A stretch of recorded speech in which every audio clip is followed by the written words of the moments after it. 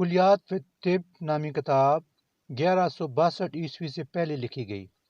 اس کتاب میں ادویات کے خواص، بیماریوں کے تشخیص، بچاؤ اور علاج کا ذکر کیا گیا، اور اس کتاب کا لاطینی زبان میں ترجمہ بھی کیا گیا، اور یہ کتاب لکھنے والے سائنسدان اور مسلمان طبیب کا نام ابن رشد ہے۔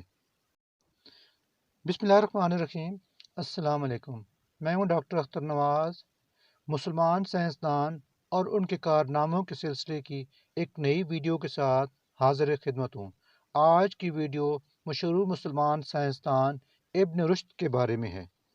ابن رشد کا پورا نام ابو ولید محمد بن احمد بن محمد بن رشد ہے، جو سپین کے شہر قرطبہ میں 1128 میں پیدا ہوئے۔ ان کے والد اور دادا دونوں قاضی یعنی جج تھے۔ ابن رشد نے قرطبہ ہی میں ابتدائی اور اعلیٰ تعلیم حاصل کی۔ ابن رشد نے طب کے میدان میں نمایاں کام کیا۔ انہوں نے اپنی طب پر مشہور کتاب کلیات فی الطب 1162 سے پہلے لکھی، اور اس کتاب میں ادویات کے خواص، بیماریوں کے تشخیص، بچاؤ اور علاج کا ذکر کیا گیا۔